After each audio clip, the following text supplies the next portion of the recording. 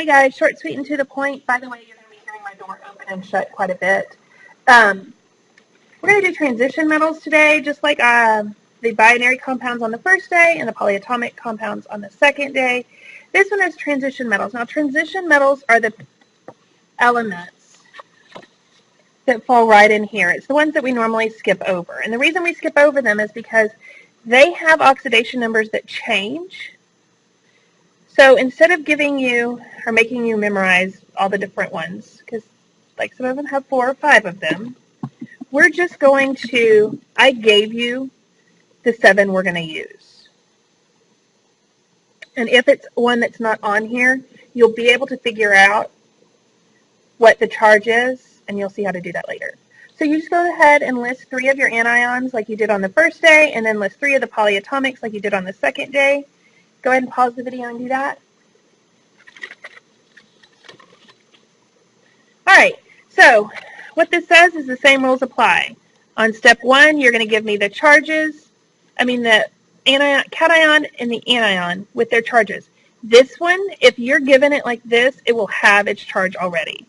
You're not going to have to come up with the transition metals charge. Then, ignore the second line. We're going to go through that in a minute. Then you're going to do step 2, which we know is to drop the actual positive and negative. You do step 3, which is to swap.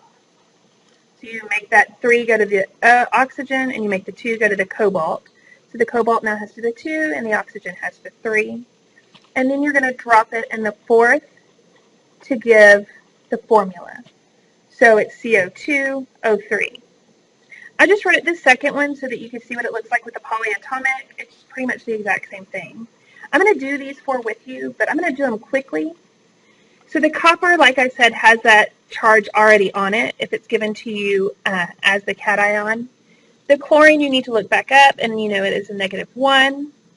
Do step 2 and step 3 in your head, and now do step 4 as the formula. So my formula is going to be copper chloride 2. We'll come back to the naming.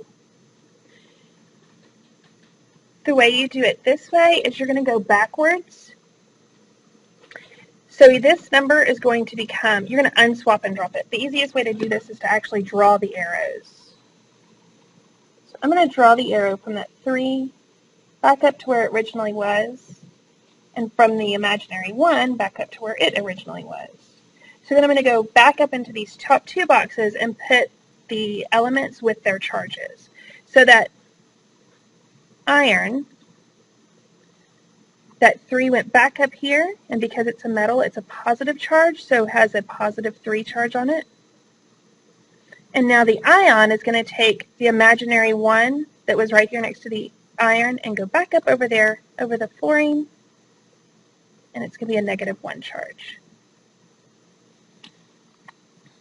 If you have the name, these are Roman numerals, and I'm going to give you a list of those on It's Learning. That is the oxidation number for that lead. So if I were you, I would take this and go directly up here. So the lead is going to be the PB, and that Roman numeral is that oxidation number. So the fact that it's a 2 means that there's a +2 over that lead. And then the hydroxide, remember we're going to write this in parentheses. Look at our polyatomics chart, and our polyatomics chart had a -1. And then you're going to write the formula. Formula the same way we've been doing it. You take the charges away, you swap them, and then you drop it. So the PV with a 1 that we don't write, OH inside the parentheses. That 2 is now up here in your head, and you're going to drop it and put it right there. I would pause right here and see if you can do this one by yourself. So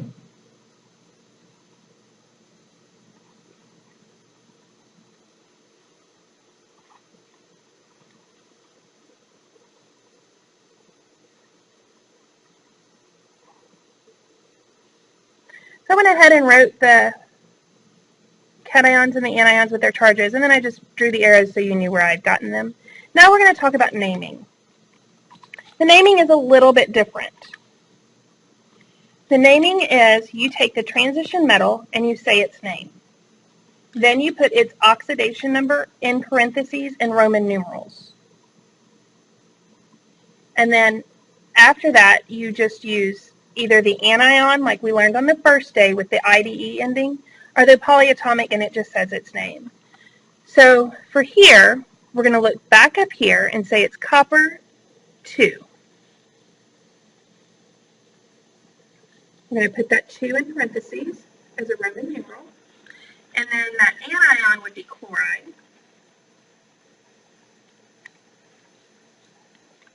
We're going to look here for this one's name. It's iron 3.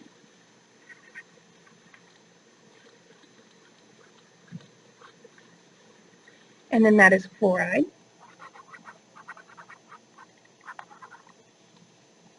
You started out with the name here. And then we're going to go here. You go back up here to get the oxidation number. So we have cobalt 3. And then that's oxygen, so it's going to be oxide. These are a little bit more difficult, but you need to remember that unless you are using something for in here, these are the only times you ever use the Roman numerals. So unless you have a transition metal, that is the only time you're going to use a Roman numeral. If it is not a transition metal, you are not allowed to use the Roman numerals. And you use the Roman numerals as their oxidation number. Good luck, and if you have any questions, ask your teacher.